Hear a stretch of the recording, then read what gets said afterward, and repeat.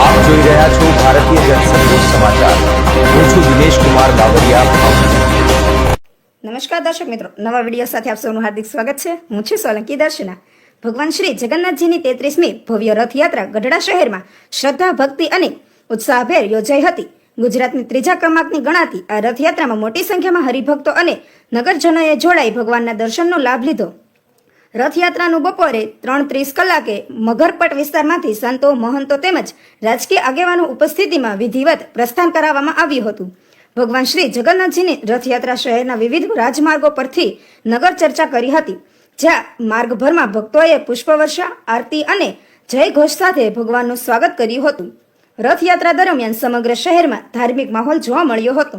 યાત્રા નિર્વિઘ્ન અને શાંતિપૂર્ણ રીતે સંપન્ન થાય તે માટે પોલીસ વિભાગ દ્વારા ચુસ્ત સુરક્ષા વ્યવસ્થા ગોઠવવામાં આવી હતી। સુરક્ષા બંદોબસ્તમાં 1 ડીવાયએસપી, 1 પીઆઈ, 6 પીએસઆઈ સહિત 274 પોલીસ અધિકારીઓ અને જવાનો ખડેપગે ફરજ પર તૈનાત રહ્યા હતા। પોલીસના સઘન બંદોબસ્ત અને સ્થાનિક નાગરિકોના સહકારથી સમગ્ર રથયાત્રા શાંતિપૂર્ણ અને સફળતાપૂર્વક નીકળી હતી। રિપોર્ટર જયદેવી, મંદિર, પાળિયાદ।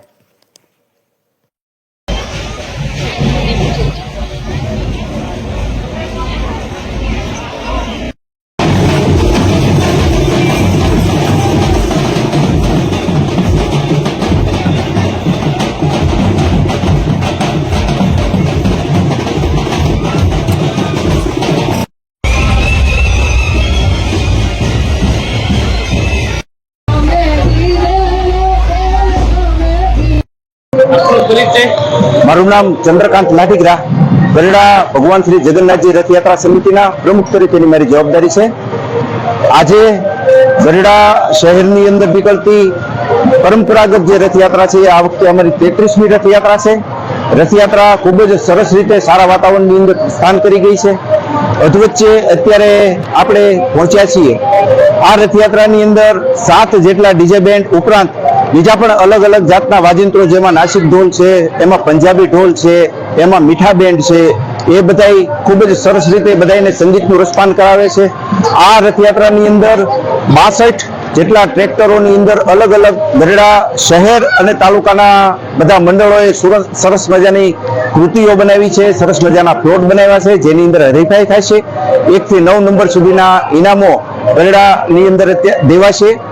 ઉપરાંત આ રથયાત્રાને સ્વાગત કરવા માટે થઈને ગઢડા શહેરના તમામ રસ્તાઓ ઉપર જેટલા નાકા છે, જેટલી શેરીઓ છે, જેટલા ચોક છે, એ તમામની અંદર સ્થાનિક લોકો દ્વારા નાસ્તા, શરબત, છાશ, ચા, પાણી આ બધાના સ્ટોલ બનાવી રથયાત્રાનું અને ભગવાનનું સ્વાગત કરી રહ્યા છે। આ રથયાત્રાની અંદર અત્યારે લગભગ 100 મણ ઉપરાંત પ્રસાદી અત્યારે વેચાઈ રહી છે।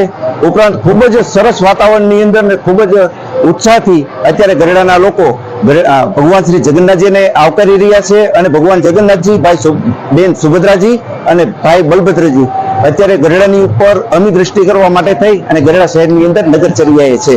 જય જગન્નાથ।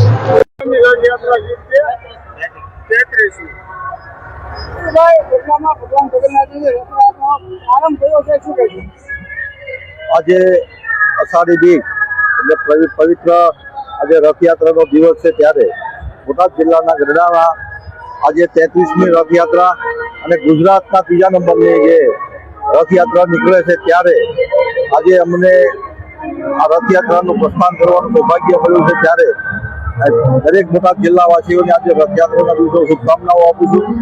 અને અહીંના ધારાસભ્ય એવા શંભુનાથજી ટુંડિયા દ્વારા પણ સૌને શુભકામનાઓ આપી છે। કેન્દ્રીય મંત્રી નીરુબેન બામણિયા પણ જ્યારે રથયાત્રાના દિવસે બોટાદ જિલ્લાને શુભકામના આપી છે, ત્યારે આજે ભવ્યમાં ભવ્ય રથયાત્રા અનેક પ્રકારના ટેબ્લો સાથે, એક સનમેદની સાથે ગઢડાની યાત્રા આજે પ્રસ્થાન થયું।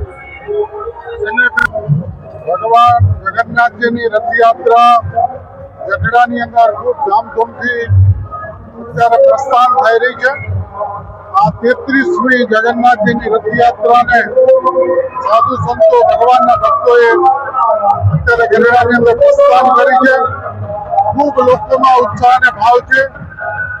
અનેક લોકો દ્વારા અનેક પ્રકારની પ્રકૃતિઓ રજૂ કરવામાં આવી રહી છે। આખા ગઢડા શહેરમાં ધામધૂમથી ભગવાન જગન્નાથજી બધાને દર્શન આપી સાંજે 6 વાગે આ યાત્રાની સમાપ્તિ થશે.